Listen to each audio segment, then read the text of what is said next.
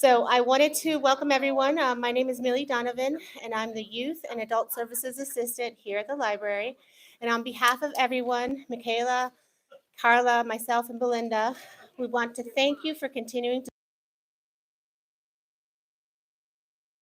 enthusiasm and participation is what keeps us doing what we do. Be sure to continue to check out our calendar for upcoming events and visit often to browse our growing collection. Now on to tonight's program. I have the pleasure of introducing one of our favorite guests, Ray Uzanas. Ray is a writer, photographer, and global adventurer who continues to travel the world in search of interesting and scenic regions of the world rich in wildlife and cultural diversity. In 2023, Ray traveled to Vietnam, including a visit to Cambodia's Angkor Wat, the Hindu-Buddhist temple complex considered to be the largest religious structure in the world. Ray and his two friends, Jay and Ed, traversed the whole of Vietnam with a brief visit to Cambodia and will share their experiences. There will be a brief questions and answers period following the presentation, and if you are interested, we have a display of books located behind the screen inspired by people and stories of Vietnam. So please help me in welcoming Ray Uzanas.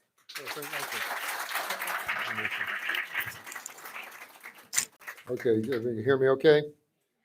Okay, hey, thank you all for coming. I always appreciate that when there's. By people and stories of Vietnam. What was that?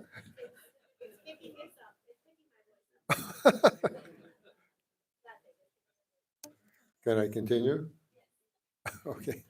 Anyway, we've got a lot to talk about, a lot to see, so I want to get right to it. The first thing I'd like to do is I want to read you a short passage that I came across in a travel guide not that long ago. It says, "Welcome to Vietnam." I like to pay attention to the words closely. I'm going to do it slow for a reason. Welcome to Vietnam, a land of staggering natural beauty and cultural complexities, of dynamic megacities and hilltop villages. Vietnam is both exotic and compelling. The title, if you want to call it that, of this talk, as you may have noted, was Vietnam Today. And I strongly emphasize the word today, because although there will be some images, some photographs, some commentary you'll see on maybe it could be places or people that relate back to what the Vietnamese people call the American War. Clearly, we're not here for that. We're really here to see what Vietnam is today, going forward, and and it had an interesting, in that light, I did the talk last week and at one of the colleges, and a Vietnam veteran came up to me at the end of the talk, and he started to say how he was drafted and was in active service in Vietnam in the mid and late 60s. And with some emotion in his voice, he was commenting to me how wonderful it was to see Vietnam the way it is today, rather than what he experienced a half a century ago. What we're going to be seeing today is a trip I took with two good friends of mine, Jay Fowler. Jay was a captain in the Air Force and served part of his tenure in Saigon back in the 1970s. And then we're going to have Ed Baralda. Ed has had an illustrious professional career in business, but he's also a passionate, interested, and learned historian. And he's the one that was probably most responsible for the itinerary we had. I mentioned both of them because we traveled together, but unlike all of my other talks where I'm the only one up here, in this case, it's going to be shared. You're going to hear and see Ed and Jay deliver portions of what you're going to be seeing here today. So we went in the fall. It was the start of rainy season, which is not good, and you'll see some of the results, but also less tourists involved. So in that regard, we took the good with the bad. incidentally, before I change it, just so you know, this happens to be this cover picture, if you want to call it that, happens to be a picture we took in Halong Bay, one of the most picturesque parts of Vietnam, and you'll see more and hear more about this a little bit later on. This is the just a brief. Let me just go through here. Because what we did, we Hanoi is up here. We went into Hanoi first and spent really the whole Vietnam itself is about the size of New Mexico land-wise, but you can see its length to width aspect ratio is quite a bit different. So you can go through some climate zones all the way. But anyway, we were up in this area here and made some side trips. So we got really within a few miles of the Chinese border, worked our way down the coast here, the Saigon, Ho Chi Minh City now. So we covered pretty much all of that. The only thing missing, we didn't get to go to any of the national parks, and actually I'm planning to do so still this year and make sure I get to see those before I move on to something.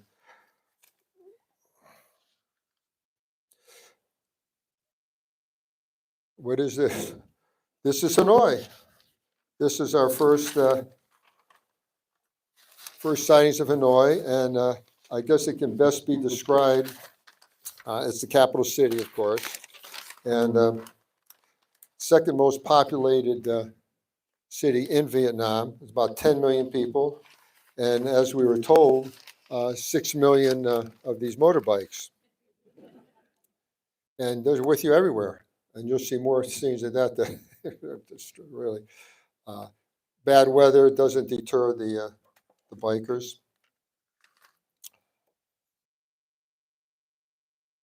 Getting out of the chaos of the city.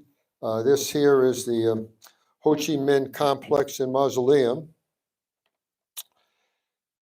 It's easily the most popular attraction in Hanoi, both for visitors as well as for the Vietnamese themselves. They go there in large numbers, paying their respects to what they affectionately call Uncle Ho. In there, his body is embalmed, kind of display like if you've gone to Moscow Red Square where Lenin is, that same type of thing. It's interesting or not. Once a year, the body is removed, and it is actually taken to Russia for what they call maintenance. Now, in this same call it courtyard here, I've got a picture. I apologize for the terrible condition. I severely cropped it, but I'm showing it I want to make an important point here. I think important. What you're seeing to your left, that's Jay, who you'll have the pleasure of hearing and seeing him before long. Jay was the Air Force captain. Alongside, as you can see, a highly decorated officer in the North Vietnamese Army. And I'm showing it because it obviously shows a camaraderie and a friendship there, but it's also a symbol of what we experienced throughout our trip, how welcome Americans were throughout Vietnam. Now, we were there actually just about a week or two after President Biden was there, and the commentary from those that we talked with was they were just delighted, proud, pleased, and all of that the president would come. Now, part of the complex, and I'm going to go through one other, but this happens to be the presidential palace, painted in what they call the communist yellow, and it's used for official business. This would have been where President Biden would have met with the officials there. Not open to the public. This young lady, dressed in the traditional garb, is on a walkway to. This is it's now known as the Temple of Literature. It was Vietnam's first university, dating back to 1076.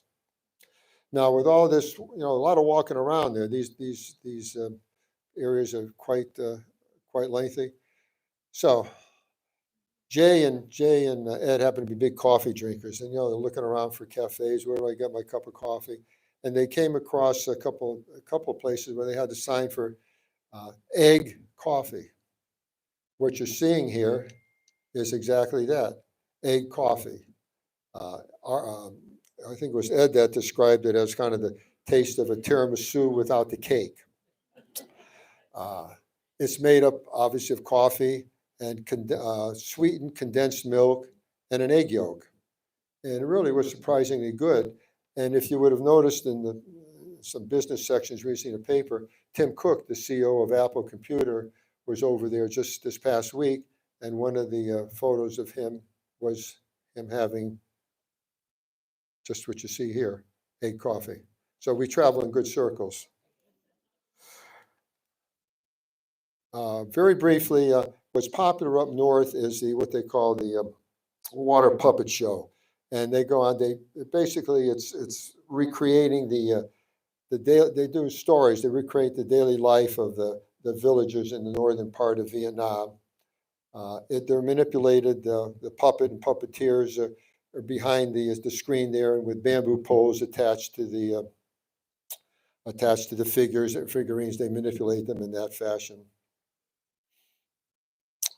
Here's my two traveling buddies, and they are ascending the steps of the Vietnam Women's Museum. This was established by the Vietnamese Women's Union in the 1990s, and its emphasis is on the historical and cultural contributions of Vietnamese women. Its mission statement, which is worth reading, I think, is to enhance the public knowledge and understanding of the history and heritage of Vietnamese women, thus contributing to gender equality. Of note, women in Vietnam, going back to the war, they had played a very instrumental role in along the Ho Chi Minh Trail during the war. This ominous-looking door is entry to the Ho Lo, I think it's Ho Lo prison, but better known to all of us as the Hanoi Hilton. This, of course, is the infamous POW prison that had its torturous beginnings, way back in the 1800s, actually, under the French colonial rule. And it was built really to house political prisoners. And then, of course, we come into the war years. It was the U.S.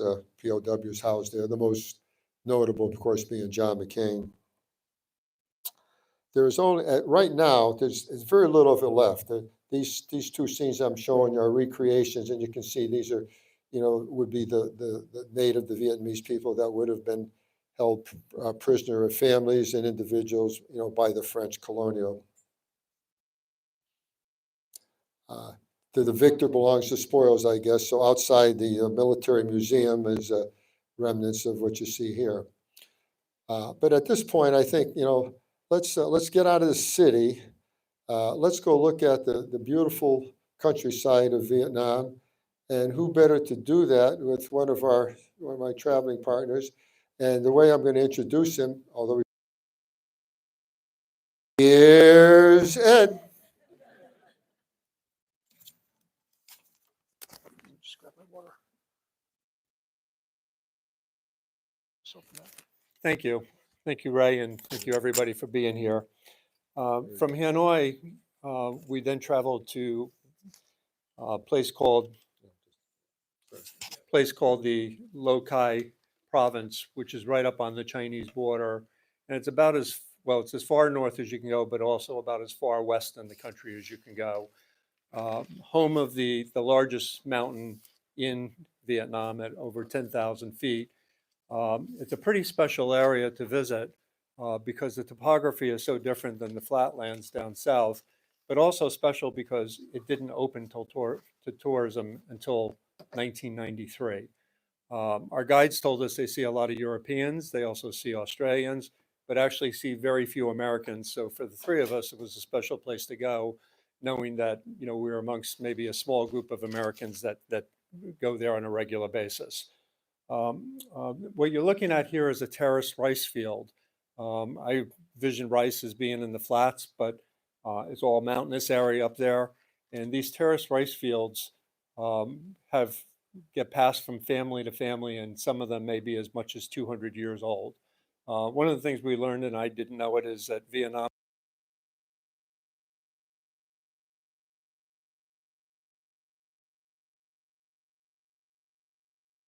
of the world. Next. We actually maybe before we were there right after the harvest, so the fields look kind of barren. And what we learned is that every family, the prized asset of every family, is going to be a water buffalo. Think of it as like the goats that you might see in a field here, sort of cropping the grass. Those water buffalo will operate all winter long, kind of keeping down the growth until the next planting comes. We then had an opportunity to do some hiking up in the mountains. Most of it is through bamboo forests. It wasn't really related to the rainy season, but we were there after a particularly rainy stretch. So I kind of refer to it as slipping and sliding through the mountains rather than a true hike. And you'll see a couple of, our guide is in the blue shirt in the middle there, young lady in her 30s who comes from one of the local villages. The other key thing about the Sapa area up north is, and why it was closed to tourists, is it's primarily comprised of about 50 ethnic groups who culturally maintain their old ways. They have their own languages, their own customs, and live a very insular life that kind of toggles between ancient and modern. Many of the folks there rely on everything is done in old ways. These local women, we're in the village of the Black Hamong tribe, very distinctive in terms of their attire, in terms of their colorful outfits and black leggings. They survive to the most part on arts and crafts, and you can see on the right women carrying lots of beaded and embroidered items that are available for sale to tourists. These ladies will follow you for miles in the mountains, trying to help you, literally, no exaggeration, trying to help you, certainly in our case with some of the slipping and sliding through the mountains, with the hope that along the way you'll buy something from them. That's a Vietnamese scarecrow looking down from up in the terraces. This particular woman who was with us was gracious enough to let us take her photo, and the reason for showing it here is, if you look at her earrings, they're very large, and we saw this at the Women's Museum in terms of the large, heavy earrings. It's not the earrings that are viewed as being beautiful; it's the earring hole. The reason many of up in these villages they wear very heavy earrings is they want the earring hole to be as large as possible because it's seen as a sign of beauty. And I'm sure we all brought home a little bit of mud with our along the way. And you can see from the sky, if we weren't holding an umbrella, we considered that good weather. When we were up in the province, we stayed in the city of Sapa. It's a city of about 80,000 people. It's the largest city up in that area. It's a beautiful city, small city still, with lots of colorful buildings, lots of hotels, lots of shops, lots of restaurants, a lake in the middle of the town. And it was just a beautiful place to stay up in the mountains. We happened to be there just by accident at a fall festival. I don't know exactly what type. It may have been like the Autumn Harvest Festival. But this was at 8 o'clock on a Friday night. And the place is just packed with families, with lots of young children, and just very, very festive. And in this picture, there are lots of displays with food and different items. And you can see prominently in the watermelon in the center is Uncle Ho, who is revered for what he did for bringing the country together. Again, this is kind of the kind of looking from the stage, or looking back from the stage, kind of a pit in a little amphitheater. Is on the right there, which Ray then captured. Was go back one. The church here is referred to as the Old Stone Church, built by the French in 1902. Although Vietnam is, for the most part, like 85% non-religious, it is about 5% Catholic today, and this is still an operating Catholic church. This is on a Friday night and all lit up with the festival. Ray, with his wonderful photography, was able to get the full moon on top of the steeple. On Saturday morning, then, what ends up happening is the local village holds its market, and there are all these little stalls with arts and crafts and foods. And we just happened to be in the right place at the right time, and these three young girls sitting on the steps, waiting, all dressed in their traditional garb, waiting for their mothers who were operating the stalls. This is from one of our hotel rooms. I think it's the 6th floor, looking out in the mountains with the clouds almost down at our level. And although we may have been six floors up in a city of 80,000 people, the roosters are still down below at 4 o'clock in the morning, letting you know. We then moved off to the coast to Hong Long Bay. It's kind of the northeastmost part of Vietnam, and it's known, I mean, the beauty is just incredible. It's known for about 2,000 limestone karsts that dot the seascape. About 600 square miles in total, and we had the opportunity to stay on the Dragon Pearl one night. And yep, this is our ship. We were fortunate, only 8 of us on the ship, and to be able to sort of spend a day and a half out there. Everywhere you look, you'll see karsts of every size. Many of them are hundreds of feet high. You'll also see small vessels. That's their lifeline. Part of what the attraction of going out there is the floating fishing community. We were told that we were going to an oyster farm. Being from southern Rhode Island, I'm thinking about like the oyster beds in the salt ponds that we have, and I'm thinking here's an opportunity to have oysters. And little did we know what they really meant is we were going to the pearl farm, where we went into this building and we watched the gentleman with his tweezers and tools, so ever carefully prying open a little bit of the oyster to plant the little shell bead that becomes the seed for future pearls. There are large oyster farms where they then put them back in the sea in anywhere from 2 to 8 years, depending upon the type of pearl. And it doesn't look like much out there, but in there is probably like a retail shop that's unlike, like anything you'd see in a major metro area in terms of jewelry and pearls and finely dressed, clerks to help you. This is part of the evolution. This is the dump. One of the challenges that transitions that Vietnam is having is trying to teach folks change ways that garbage just doesn't get dumped into the sea. That the sea is a valuable tourist. It's their lifeline in terms of fish, but also for tourism. And the government has sort of been on a program to sort of get people to collect their garbage, and they bring it to this barge, and it looks pretty full to me. And we're told that they'll then tow it back to the mainland where it'll be disposed of. This is a typical home. These are all floating farms. This would be the home. You see these barrels that would be supported and tied in with bamboo and net. Small fish are caught and then put into the nets and grown till they get to a larger size, mostly sea bass and grouper, and then exported back to the mainland for consumption there.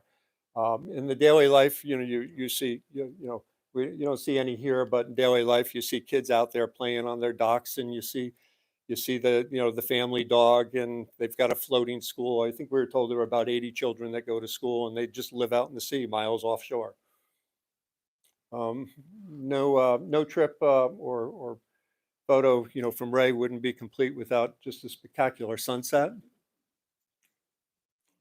Again, some other views of just beautiful karsts and vessels. We kind of went through this arch between a couple of karsts, and the little boy in me was hoping to sort of jump from that rope until we were told that it's really a place for tie-off for the small boats. It's their way of escaping the extreme heat and the sun, when it's there. We're going to show what you do later on, though. Right. We did have an opportunity for most of these are just solid limestone karsts. We did have an opportunity to climb up, quite a distance up into one of them that had a large cave in it. You'll learn when you go over there, if you find a cave, it's also got a temple and a pagoda inside. So, we see lots of that, but it gives a particularly nice view from an elevated position. I'll just add one thing. The cave we went through was dark. It wasn't lit. It was wet and slippery, and you're navigating through it with nothing other than your.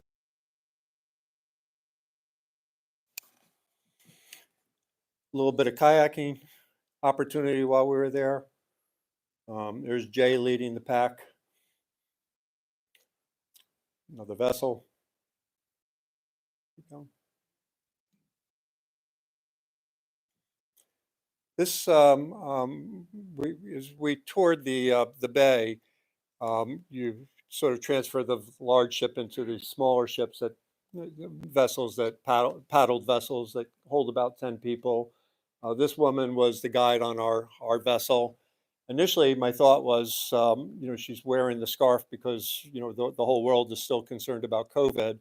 But again, in this particular area, we found out from head to toe, she's covered up because in this particular part of Vietnam, they want to protect their skin and keep it as pale as possible because pale skin is also viewed as being more beautiful than darker skin.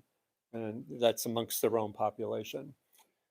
We then flew down to the central part of the country to the area of the former DMZ, dividing North and South Vietnam. We went to the village of Vinh Mac and went to the Vinh Mac tunnels. Vinh Mac would have been on the North Vietnamese side of the border, not far across the border, but this was a fishing village that was on the Ho Chi Minh Trail and was well known by the American forces for moving armaments out to some of the islands that were used for anti-aircraft purposes. So from about 1968 to 1972 or three, this particular village was almost continually bombed. So the tunnel system is about a mile, and the different colors denote the depth. It's anywhere from about 40 to 70 feet deep, and pretty much for a 5-year period, the fishing village lived continually underground. And then during the day when the planes weren't flying, they would go through a trench system above ground, but also, still through trenches to sort of keep themselves guarded. This is, it was raining when we got there, so you can see, the effects of the water, and it is slippery. Just go back one sec, Greg.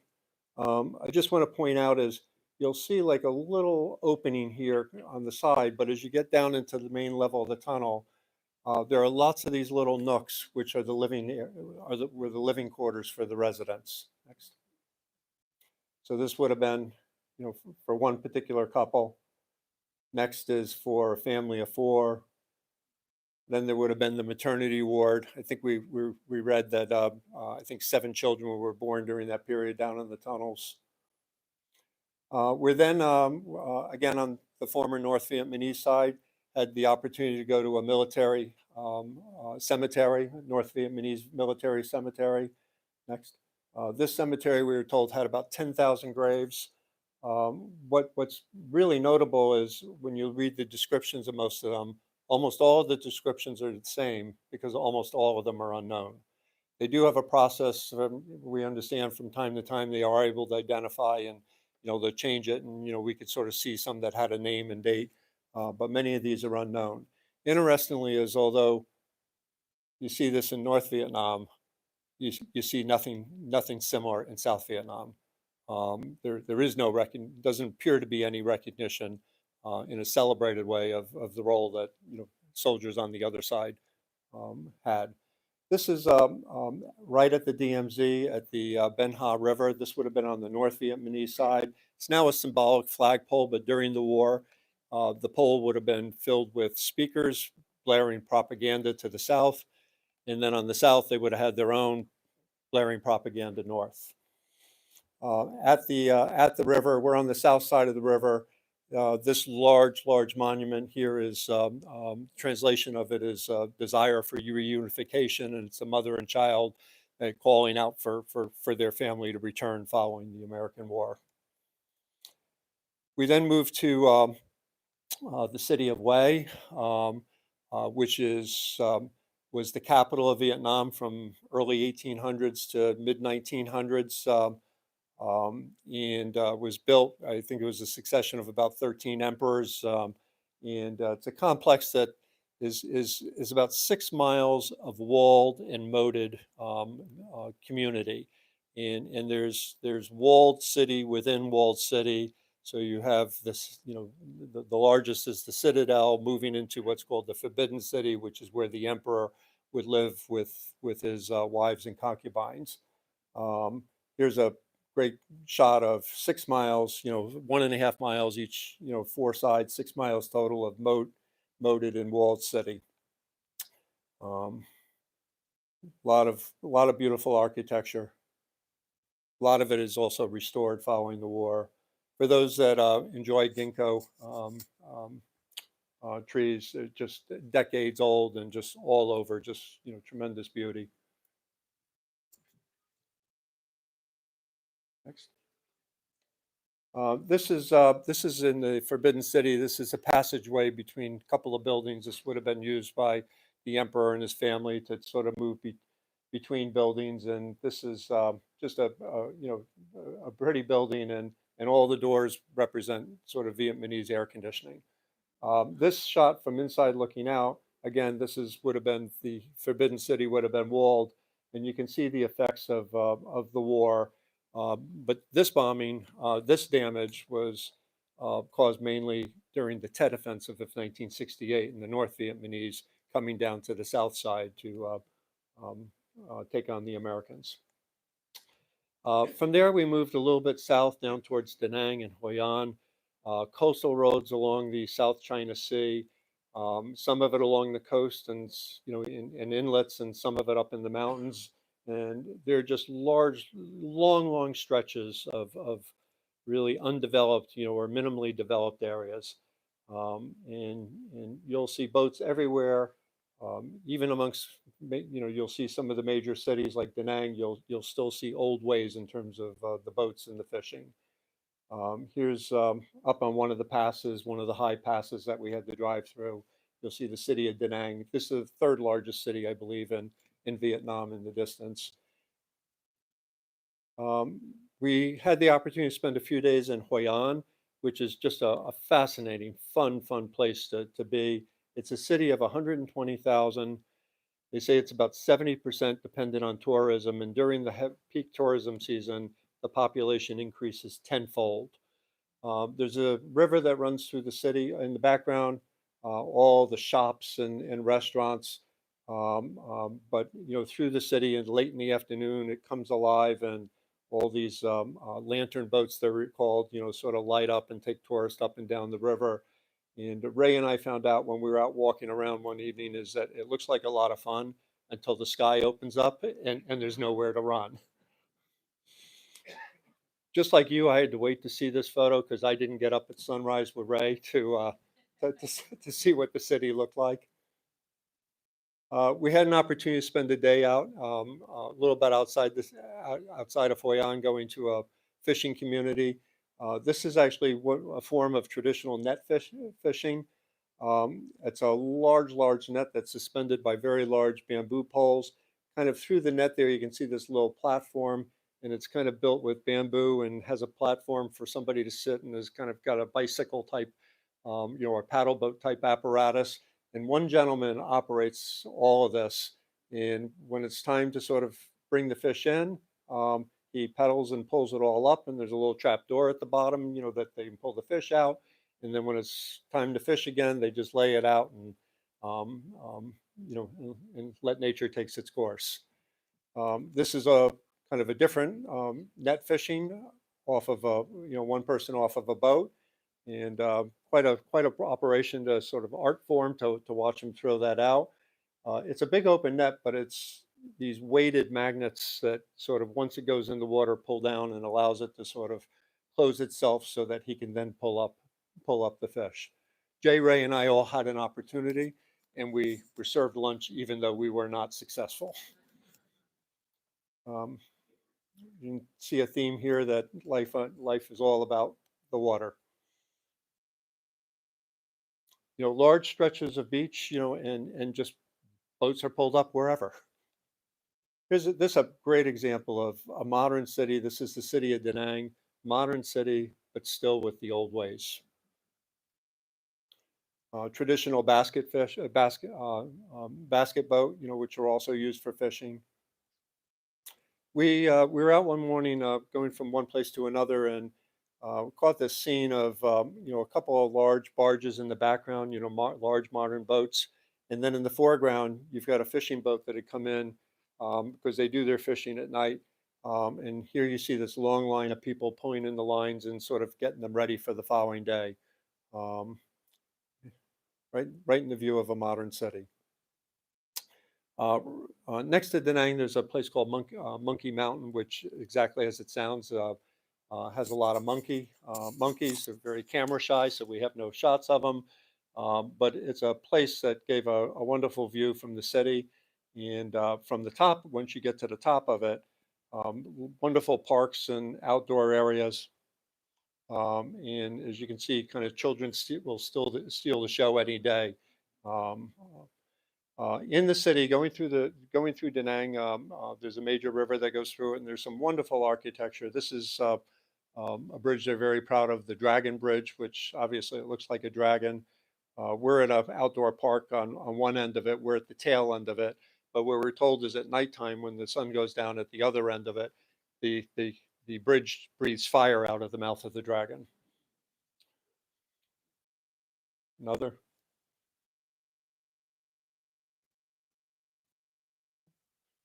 We're now in Cambodia. We're now in the northwest part of Cambodia. A major city kind of out that way is Siem Reap. And we're at the Tonle Sap Lake, which is the largest freshwater lake in Southeast Asia. The Cambodians refer to their country as kind of the Golden Village. And the Golden Village sort of refers to their two most precious resources, rice and fish. And everything is about, sort of putting food on the table. We were told rice is 3 times a day. This lake, we were told there's over 300 different species of freshwater fish. Sort of a lot of the tour boats will go out there. This enterprising lady who sort of approached our boat and was trying to sell us food and snacks and what have you. When she was all done with us, she just sort of went out, and I think we reserved her. We were within sight of her for about 15 minutes, and like most of the rest of the world, she was on her cell phone the entire time out in the middle of the lake. Once you leave the lake, there are tributaries and rivers, and that's where life happens. And this happens to be, we went up one of the tributaries and had an opportunity to go into one of the community centers, which again, there was something happening there, some sort of festival. And we were there at midday, and here you can see a group of men having their traditional meal on the ground. Next. These couple of girls kind of spotted a few guys that looked like they were out of place. And they're in their school uniforms. They were having lunch, in the middle of the day. And they came over, and they were very, very sweet and very cute. One had better English than the other. And pretty much what I remember is they wanted to know how old I was and where did I come from. So one of the local temples off of the tributary, the health clinic. These are the traditional homes along the river. This is the way people live, and then these are their boats. And when it's time to go fishing, they'll go out in the big lake that you saw at the beginning. But they live on permanent stick-built structures. I want to point this out. This is pretty much exactly same as what we were on, one of these little tour boats. Vietnam is just incredibly vibrant. Like much of the world, they were impacted by COVID with tourism and all, but they very much view themselves as capitalists and having a thriving commercial, manufacturing and businesses. Cambodia, right next door, doesn't have any of that. It's a small country relative to Vietnam. It's only 16 million people. Although nominally Cambodia is a democracy, it's really a puppet democracy. And much of the economy in Cambodia still operates sort of under the table, which has made it hard for them to attract international businesses that want something they can rely on. So we were told that Cambodia tourism has only come back to about 30% of the pre-COVID levels. We're then at the famed Angkor Wat complex. kind of in its totality, all of the temples out there are sort of part of the Angkor Wat complex. And then there are many, many individual temples, Angkor Wat being the largest, Angkor Thom. We went to Ta Pran, and then even beyond that, there are massive structures and there are tiny structures. I think we were told there were about 1,000 in total, and many of them date from about 1,000 AD to 1400 AD, and some of them are, you know, some of them were occupied by Buddhists and some of them were Hindus. It depended on who was in control of the area at that time. We met our guide at 4:30 in the morning because we were told you got to be there for sunrise. He drove us in the back way. We walked for about a mile in the dark with no lights other than our cell phone flashlights. And we're thinking, how in the world did he sort of pull this off? We're the only people here as we come in through the back of Angkor Wat. This photo that Ray took was because our guide was holding a flashlight. Otherwise, there'd be none. And then we walk around the front of Angkor Wat, and we said, "That's where all the people are waiting for sunrise."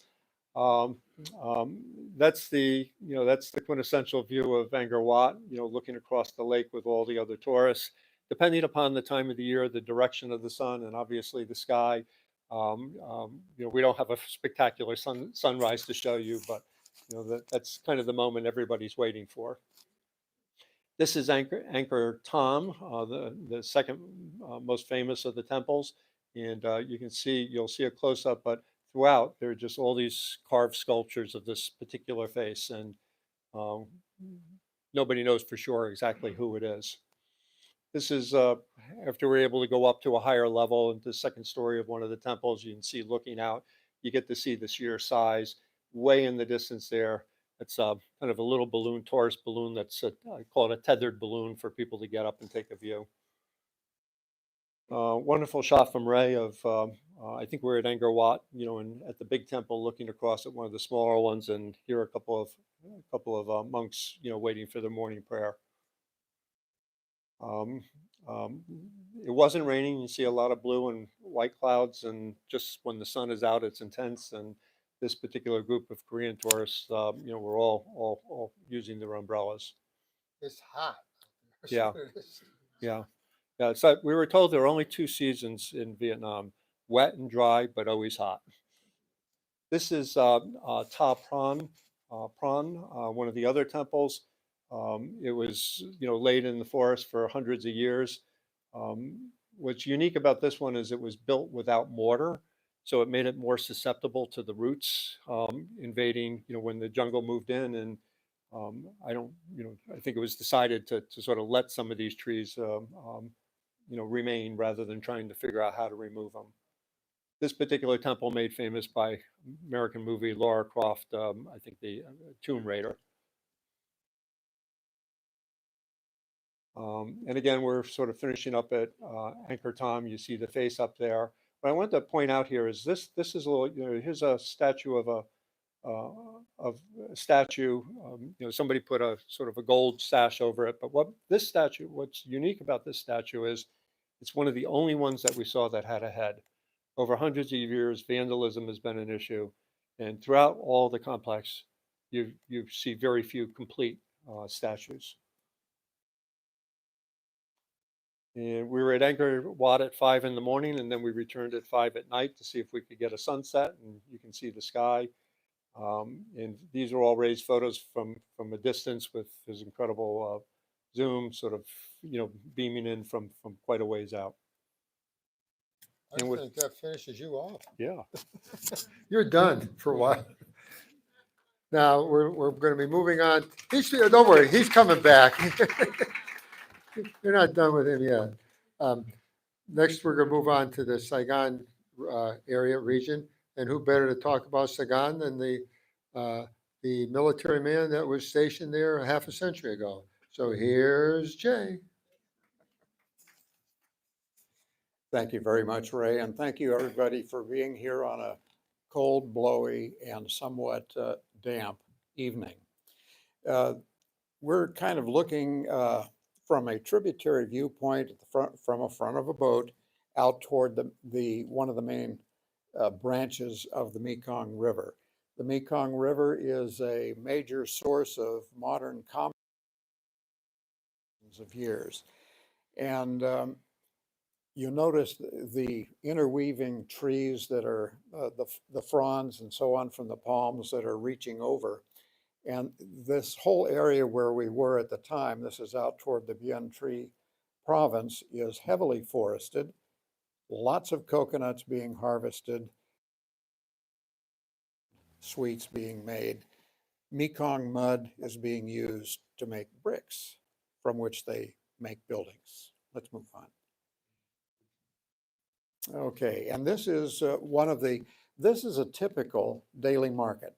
And you'll find the markets operating throughout the day, but primarily early in the morning and in the late afternoon, because the Vietnamese, no refrigeration, so they get their food as fresh as possible twice a day. And you can see the great piles of fresh vegetables, and there are also great piles of, what do we have? Next. Fresh fish. And fresh chickens. Chickens, anyway, and as Ed and I, as all three of us discovered when we were wandering through this market, it is all done in the flash, excuse me, I was going to say in the flash of an eye, and I meant no, in the flash of a knife. Boom. The chicken is segmented and ready for purchase. Okay.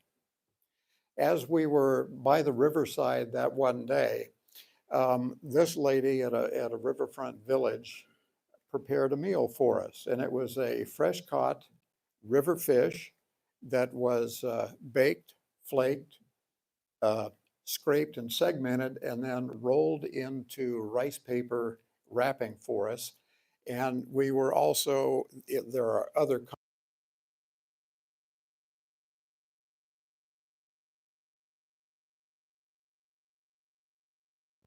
and it was delicious. Very nice lady, very polite.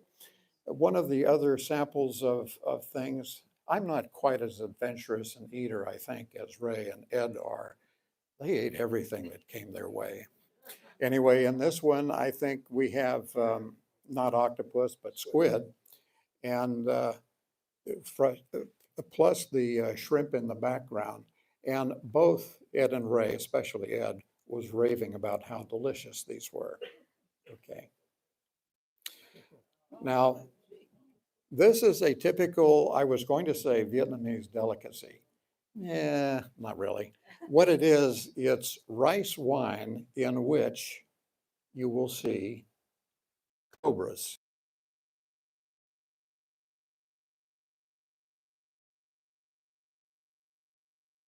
Used by the locals as a, if you will, a traditional medicinal kind of thing.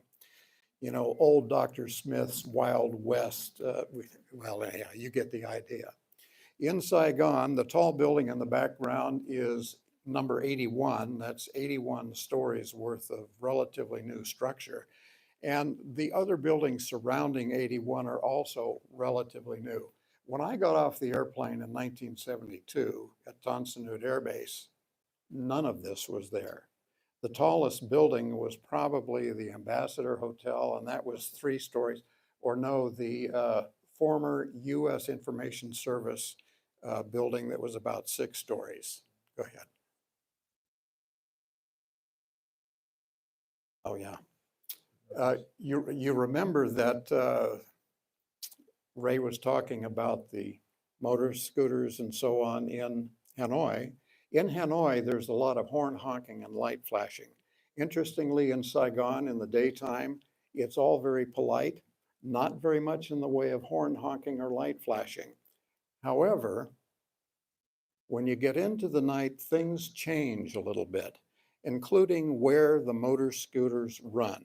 Ed and I were standing on the sidewalk, and we were noticing that the street was completely packed, and pretty soon we realized that the sidewalk was pretty well packed with motor scooters coming our way.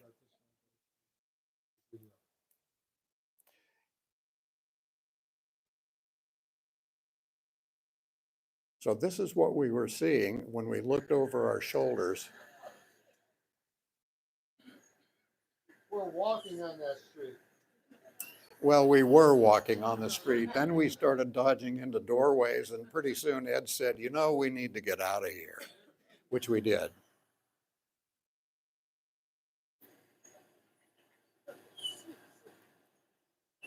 Okay.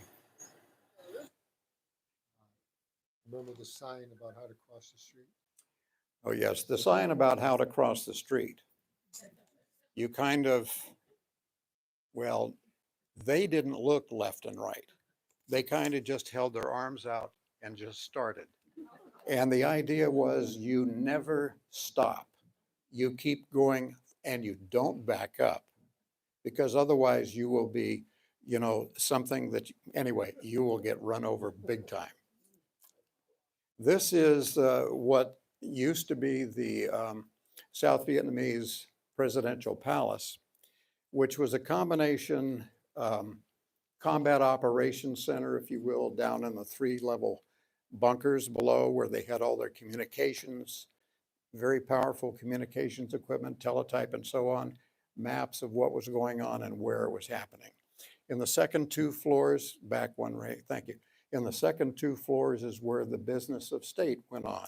Ambassadors met, et cetera, et cetera. Important people came to see the president.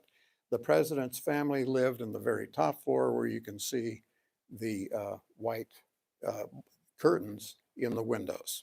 Okay. The War Remnants Museum is, needless to say, is a very interesting place to visit. It is also very striking. 3 levels of things that were captured by the Vietnamese, weapons, examples of ammunition, mannequins that are dressed in various ways, you know, uniforms of the North with weapons of the North, and then similar mannequins representing the Anglos or the Americans. One of the most telling of the displays there, in my mind, was the gallery that was comprised of photographs taken entirely by civilian photojournalists, well, civilian and military photojournalists, primarily civilian, from all over the world, American, French, German, Italian, and so on, many of whom didn't make it out of the war alive. This is one of the places we went in Bien Tre province, and this is an example of, no, it's not a place where you, well, yes, it's a place where you hide things. And the things you hid were, let's go one more, people. And people would pop up out of the underground, as Ray is, as Ed is now demonstrating. And in fact, Where's Ed? yeah, well, and here's Ed coming back up again, maybe. That's okay. This is an example of a fighting hole or a fighting foxhole. Back then in the 60s and the 70s when this was going on, this whole area was extremely heavily forested, so you would not see this area very easily. All of a sudden, there would be a Vietnamese soldier or a Viet Cong soldier holding a gun at you, and by the time you noticed them, you were more than likely not alive anymore. These fighting foxholes would occur, or entry into underground tunnels appeared about every 20 meters. In the Bien Tre province, it went from just a few of these back in the 1940s to hundreds and hundreds of them, and the tunnel complex totaled probably around 125 to 130 miles in the province. 3 different levels, very complex, very intricate, and extremely dangerous. In fact, there was an American battalion that made the unfortunate mistake of setting up camp in the middle of, you know, one of the concentration of tunnels. And they kept wondering why people were winding up dead in the morning. Okay. Is that me? You're all done for a while. He's coming back to. Before we move on, one comment. Jay was talking about the tunnel here, 20 yards. We 3 of us all crawled through there. 20 yards, I think of as 60 feet. And I know 60 feet as a distance from home plate to the pitcher's mound. The slowest pitch I know in baseball is called an ephus pitch, which go way up like that. It took us a lot longer to go that 60 feet than any pitch thrown. Now, we finished all this, obviously a lot of crawling around, a lot of walking, and we're not young guys. Well, Jay, maybe Ed is a little young, but, we're not all that young. So your feet can take quite a beating. Well, what do you do when you're out in this area and you're not going to find pedicures here and there, or maybe not? Now, what, pray tell, could this be? Well, maybe the next scene will show it a little better. Walking along a street, see a restaurant, see a fish tank out there. Ed, being, the accountant type of guy he is, goes in, inquires about it, and we find out that we can get 1 hour of a fish foot massage for $3. And it included a beer. Now, the last image we're going to see, when people travel long distances away from home, sometimes they do things they would just not do at home. Now, take Ed, for example. Ed's an accountant.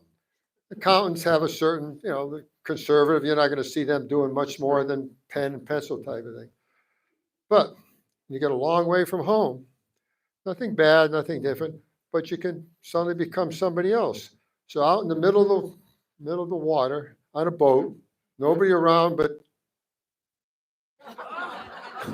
what is this all about? Well, apparently they have some kind of ceremony out there that to wish the fishermen good luck fishing, and Ed, of course, wanting to be part of it. It's one worthy of him showing to his family.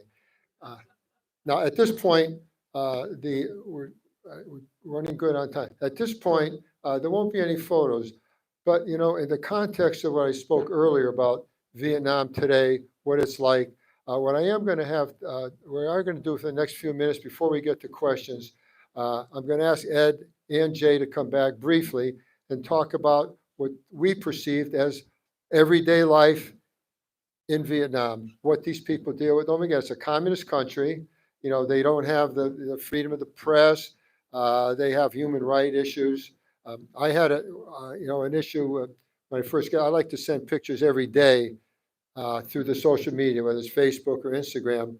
And I was finding that initially I could do emails, but there was no way I could, the pictures would not be able to be posted on Facebook or Instagram. And I Googled it and found out that, yes, this is monitored by some government agency. And I kind of gave up on it. And then maybe 6 days later, all of a sudden, maybe they obviously thought my pictures were positive for Vietnam, and all of a sudden then they started posting them again. So anyway, there's a lot of that, but I'd like to have Ed come up first and give his commentary on that. I think you'll find it interesting. And again, don't lose sight of what the whole purpose it is. This is a country going to the future. It's got 15. It's the 15th largest country by population. So it's certainly going to be a player in the global economy. But what you're seeing in life, this is what we're going to, Ed will comment on, as will Jay.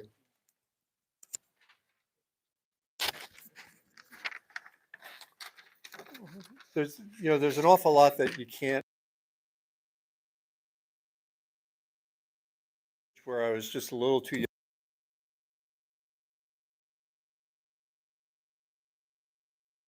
Before I graduated from high school, the war was over, but I've always sort of had an interest, it's just having a love for history.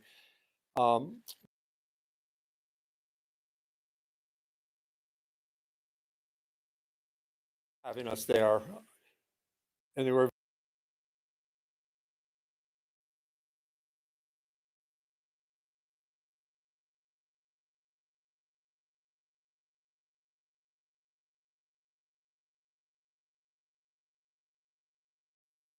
minis, and clearly we have a lot of manufacturing.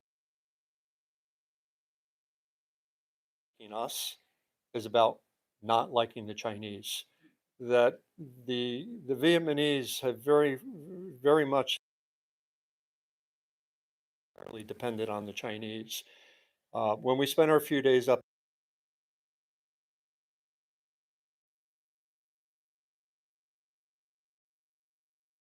Vietnamese, even though they live in Vietnam. The different villages have their own language. Our young guide, Sue, her second language is English, but she said when she goes home to her family's village, she still needs to speak to them in their local language because they don't speak Vietnamese yet. Now, they only live a couple miles from the Chinese border, and what I found interesting is all the children learn English in school. They don't teach Chinese at all. And I sort of look at this and say that, there's two sides to sort of liking us. It's, what we bring to the table and what we help sort of protect them from. The other thing to realize is that, we had a terrible 20-year conflict from the mid 50s to the mid 70s. But there was 150 years of French before and 1,000 years worth of Chinese invaders, before them. But today, most of the population, more than half of the population, was born after the end of the American conflict. So I think their view is, maybe much like ours would be after, years after World War II. When you look at the internal side of Vietnam, what struck me is, and it may not be the best analogy, but I can only in my mind conjure is that what it might have been like, years after the American Civil War, the division between the North and the South. And that division still exists there today. Although it's one country, it's certainly, the views of the South and the North are very different. You can't serve in the military or be in the police if your family history comes from the South. We mentioned the military cemetery. You see the North Vietnamese be celebrated, but not the South. You see it in a lot of the messaging throughout. One of the other things that struck me is, I remember we asked knowing it's a communist country, one of the questions we asked one of our guides was, does the country, tolerate dissent? And very deadpan, our guide said to us is that, you can talk amongst friends, but if you were to put something out on Facebook, they just simply arrest you and put you in jail. They don't vote on national elections, but they do still vote on sort of the local elections. But again, our guide, and I think we were in Hanoi at the time, said that when you go to the election, when it's election day and you sort of go to get your ballot and it's a paper ballot with the list of the candidates, you sit with the election monitor and they help tell you which candidates that you should be voting for. So it's kind of a, realization that, beyond the beauty, the people, it isn't perfect anywhere.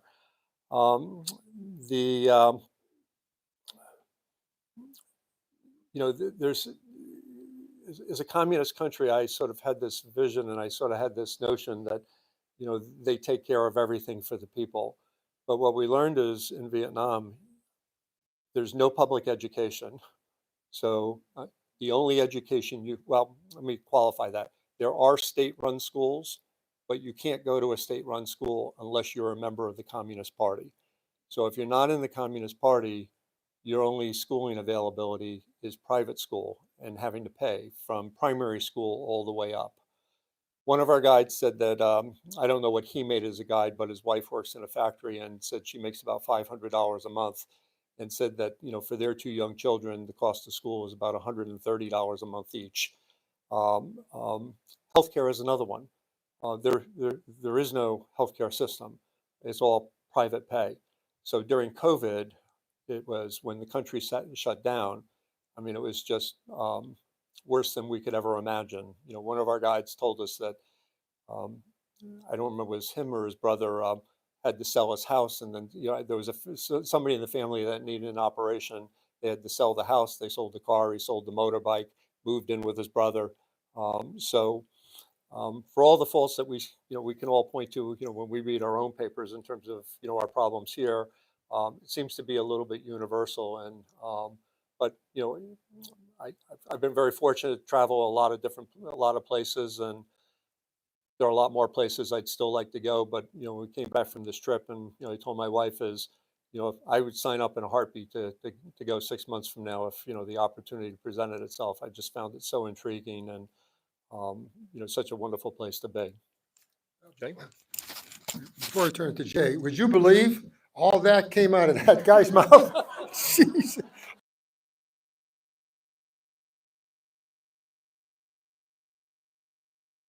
I was about to say, Ed, that the sign-up sheet is in his hands right now for the next trip.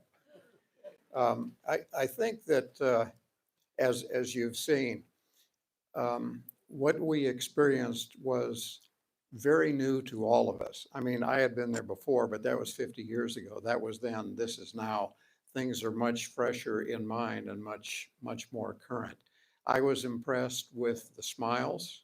I was impressed with the help that they provided. I was also impressed with how much English so many people were willing to try.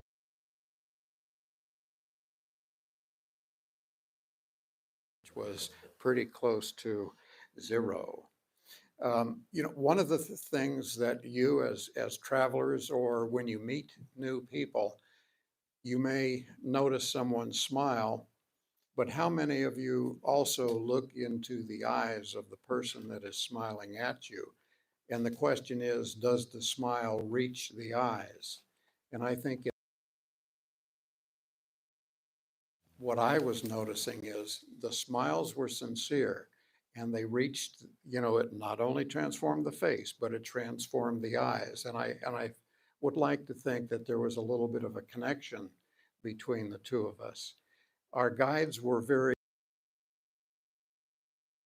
suffering with some of our foibles or whatever, and we had a very good time with them. We just enjoyed the dickens out of Sue. She mentioned about when the Chinese moved in 1979 across the border, and the Vietnamese said, no, you're not staying here. Back up and move out. And that started a fight, and they did leave, and that was a good thing. I think you mentioned, Ed, and I don't want to repeat or whatever over what you've already said. One of our guides, Vietnamese army, his mother was a nurse. So when the father got out of the re-education camp after 3 years and came back, he can't work, but she's been working steadily to support the family. And suddenly one day, somebody from the administration came through and said, oh, you're Mrs. So-and-so, you're married to so-and-so, and you're fired. So this was not the same guide that Ed referred to earlier, but he also then became the sole provider, if you will, for his extended family, mom, dad, his wife, and his own 2 children. Anyway, I would volunteer to go back too, and I would also encourage you to open your eyes, open your hearts, and consider making a trip of your own. If you have questions, if we've answered all your questions, maybe you don't need to go. But in any case, you'd have a wonderful time, and the food is really good. Thank you. Before we take questions, our time is running. Just in case you're wondering why they got so much airtime here, it's kind of like, you know, we're just part of our kayaking group too. We go kayaking, and I sometimes get complaints that I don't paddle enough. Well, how can I paddle if I'm taking pictures? Well, we got the kind of the same thing here. If I got to be out there taking pictures, I can't be doing all that talking. So anyway, that's the reason for that. If there are already questions, our timing is good on this. Ed or Jay or possibly myself even be happy to try and answer them. If not, thank you all for coming. Really appreciate the time. And don't lose sight of what was meant to be at the beginning. Vietnam in today's world is what I hope we were able to deliver to you in a satisfactory fashion. Thank you for coming.